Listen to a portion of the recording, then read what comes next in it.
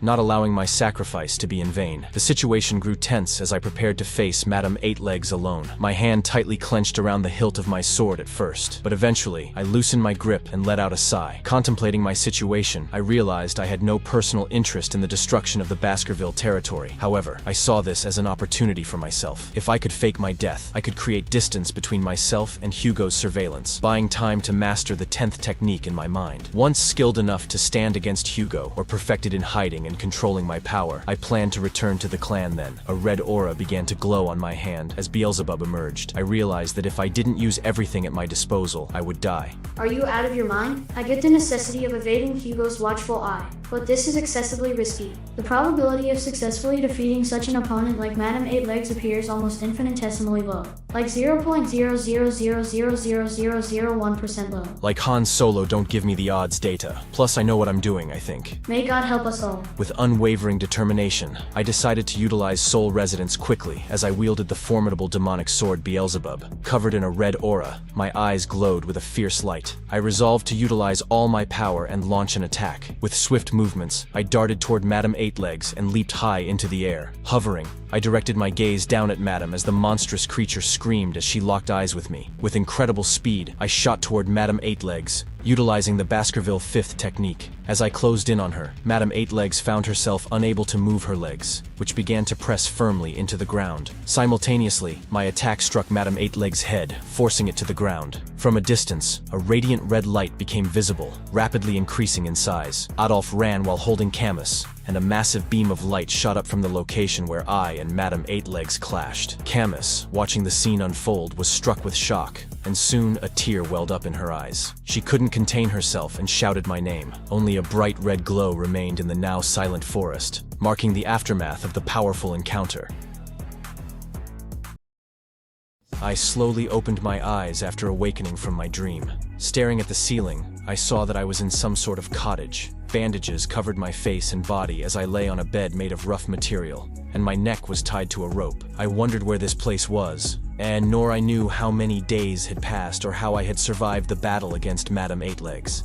I recalled the moment when I had unleashed my most powerful attack on Madame, realizing that during that crucial moment, if she hadn't stopped in her tracks, upon receiving a shock from the explosion's light, I would have lost my life. Slowly, I sat upright, holding my injured shoulder. My muscles, veins, and even bones were all injured. I didn't think my injuries would be this extensive after taking a hit head-on. I realized I had misjudged Madame's attack power so severely that I could feel it deep in my bones. Master, if you would please not place our entire existence on the line like that ever again. At best, your current condition is roughly between 40 to 60%, and this is me being modest. Yeah. I survived, didn't I? And I'm now out of Hugo's watchful eye. I just need to get out of this situation we're currently in. What the hell is this, a rope around my neck? I held onto the rope, wondering if it was the cause of the neck ache I was feeling now. As I thought about the others, I wondered if I could consider it all as going according to plan.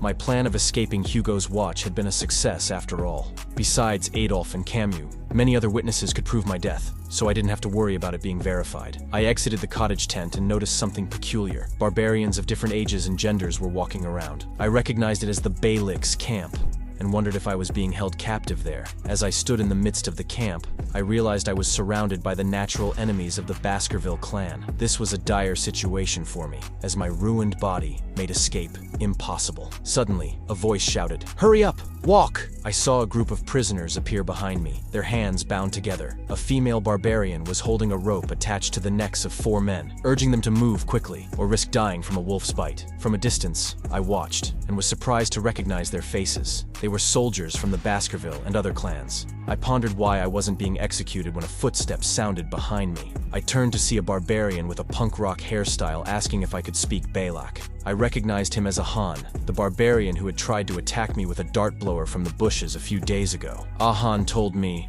I should be thankful I wasn't sharing the same fate as the prisoners I had just seen. He smirked and asked how it felt to watch my comrades march to their deaths, knowing I was powerless with my crippled body. With an evil smile, Ahan taunted me, saying that if I weren't the commander's pet dog, he would have killed me immediately. Hearing the words pet dog triggered something deep within me. Suddenly, Ahan felt an immense pressure and wondered what it was. He looked at at me, stunned. As I glared at Ahan, my eyes were filled with murderous intent. Ahan responded by punching me in the face, calling me an arrogant bastard. The punch knocked me to the ground, and Ahan left me alone, telling me to stop standing there and find my owner, who was supposedly at the end of the rope. I memorized his face, vowing to get back at him once my body healed. As I walked past several more cottage tents in the camp, I wondered how the hell this rope could be this long. Despite walking a fair distance, I still couldn't see the end of it, making me question if my owner was really at the other end.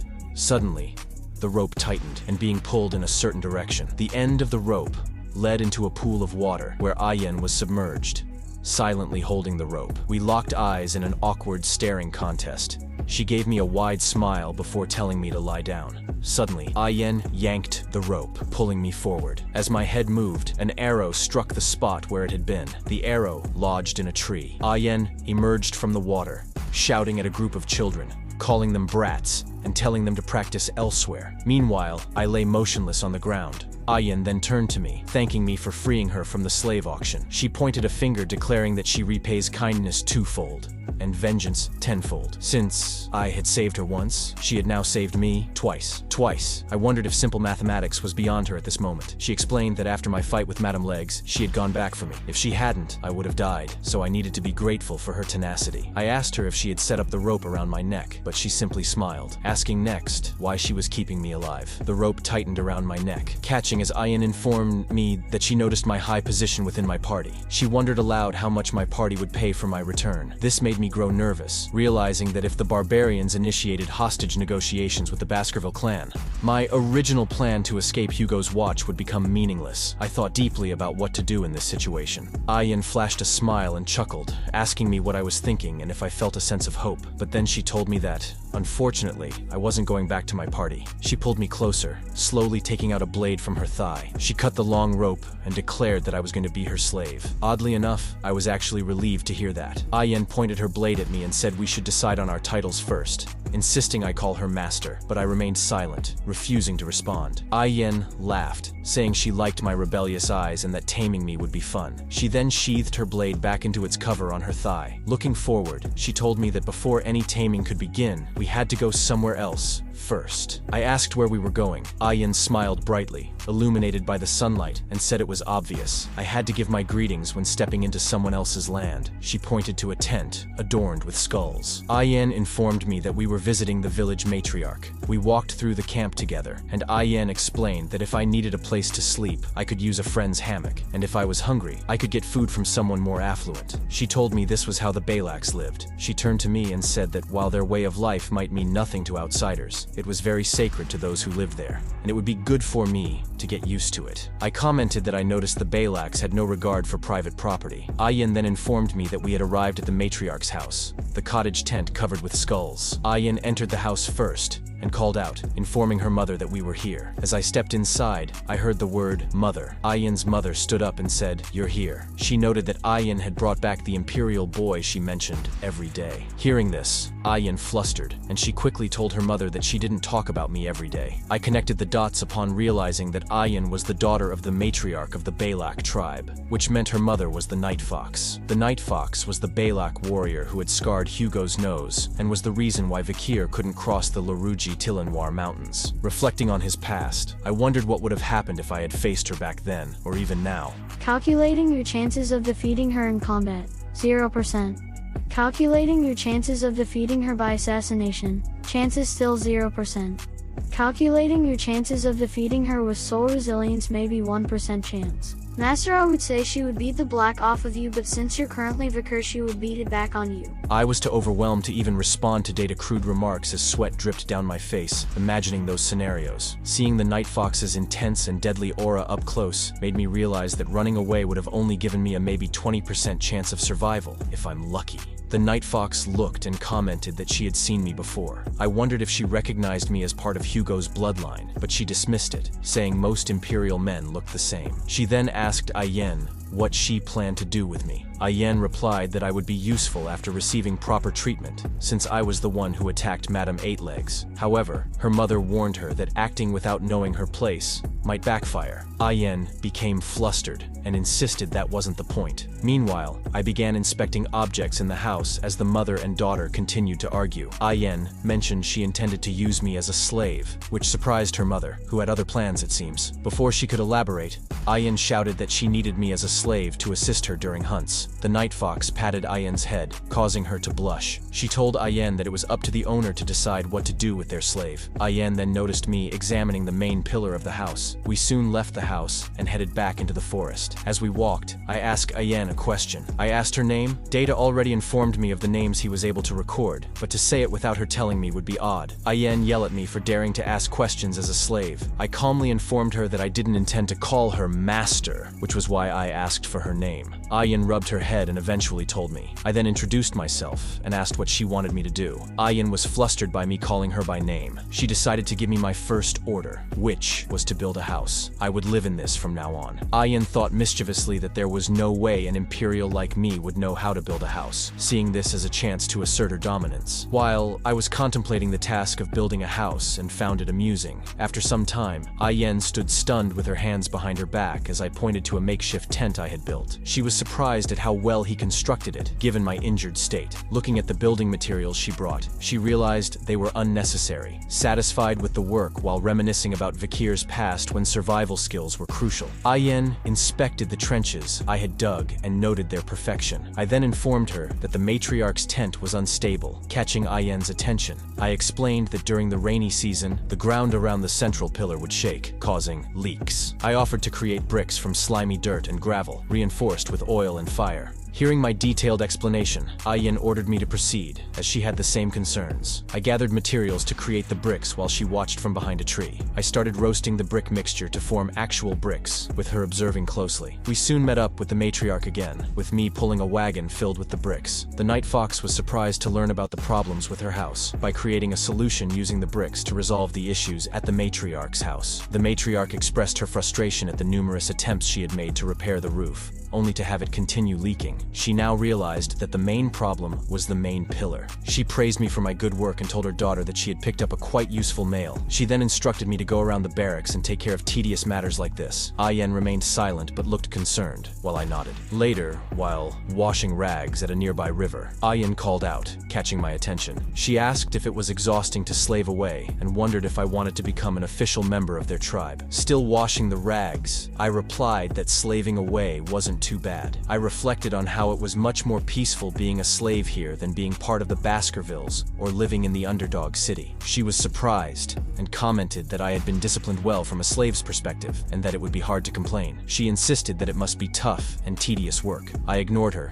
and continued my task. I heard her follow me, and she told me not to be silent and to follow her, as she could help me survive and adjust in the Balak tribe. She informed me that if I did a good job, she would remove the rope around my neck. This offer caught my attention, and I turned around, saying the offer sounded appealing. I then asked her what I should do. She smiled, appreciating my honesty, and told me I needed to go on a hunt and capture a huge prey. She explained that the tribe's warriors hadn't been able to catch anything large enough, causing the growing children to go without meat for a while. In other words, I needed to bring in a huge prey to change my title from slave to commoner. She then smacked my back, and with a smile, she told me that I just needed to assist her. I considered the job of hunting for a moment, and then agreed to join her. Hearing this brought joy to Ayen, who smiled widely. It was kinda creepy. She told me that we would be leaving tomorrow, but I was curious about why she was smiling like that. She denied that she was smiling, but I noticed something moving behind a tree.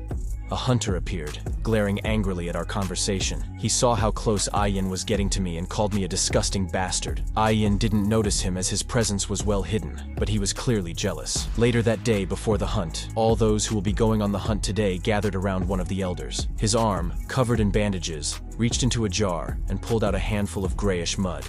Then, an elder told the hunters to gather around for the hazing ceremony. His hand was covered in the mud from the jar. He was the Balak shaman. A hunter knelt before him as others lined up, waiting for their turn. Ayen explained that the Balak hunters feel guilty when they kill their prey, so they spread charcoal on their faces to hide from the god of death. I realized that even this warrior tribe had a shaman. The hunters nearby complained about the shaman's nagging. They questioned the shaman's effectiveness, noting that his blessings often failed, but they still sought them out for ceremonies. Ayen had received the shaman's blessing, her face covered in charcoal markings. She looked a bit ridiculous. I pointed this out, and she blushed, trying to wipe the markings off while telling me to shut up. She then handed me a spiked collar, explaining that hunters wore them to avoid getting bitten by prey. I held the collar, realizing it was a dog collar.